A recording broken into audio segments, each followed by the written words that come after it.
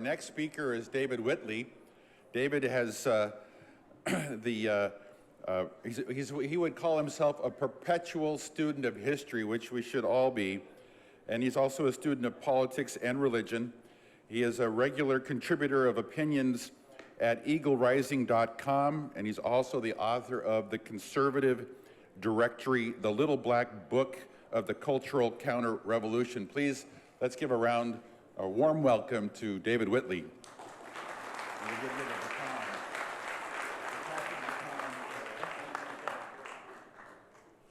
Thank you so much.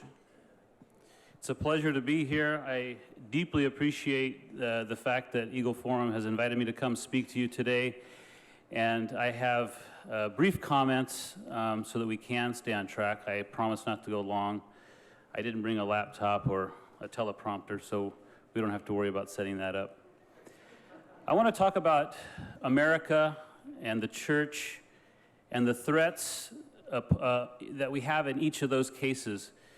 We all know the threats from the outside, but we have to realize that there are threats from the inside, from our being complacent, from our not taking charge and stepping up, by getting out into the community and not only shedding our light, but being salt to a bland and tasteless culture that happens to be invading the church and invading America.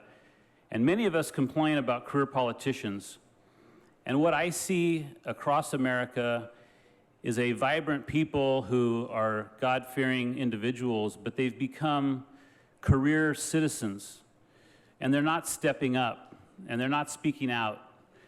And so one of our focuses here today is this idea of restoring America and rebuilding our Christian foundations here in America. And in order to do that, we need more people to step up, to be loud and vocal in the public arena.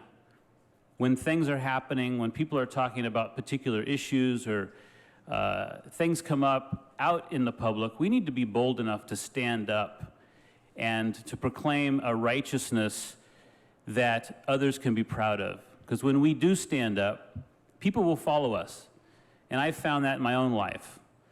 10 years ago, I wasn't very vocal in public. And when you do that and you take that risk and you get past that fear, people do pat you on the back and encourage you.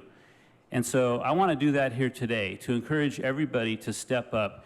Those of you that got up out of bed this morning and came here, you're already ahead of the curve. Many of you are very active, probably already in your church and your community.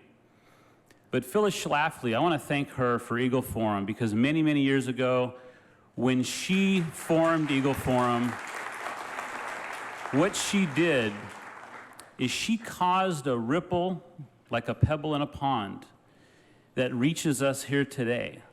Had she not taken that action 40, 50 years ago, we wouldn't be sitting here today. So the things that you do today will ripple all across not only America, but across time, and it will affect other people, your family, your children, your grandchildren.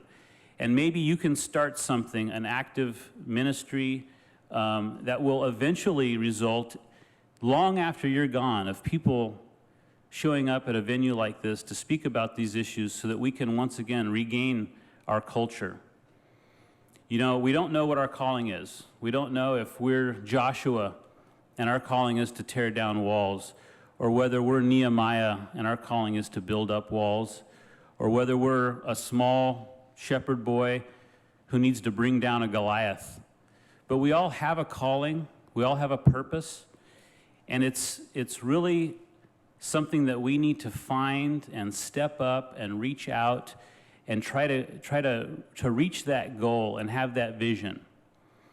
We need to be heroes to our children and our family and our neighbors and the community around us, to inspire them so that they have heroes.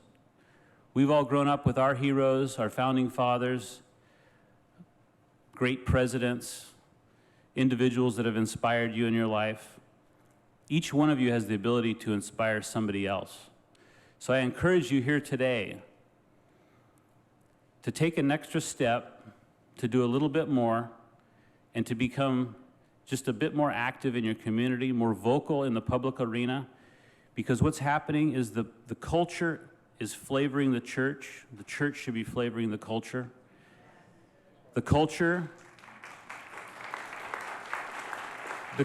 is bringing in a darkness to our country, and we always focus on external forces, but as we all know, that if we hide our light under a bushel, the darkness just appears. It's not a force that's rushing in to fill the void. It's simply what happens when our light goes out.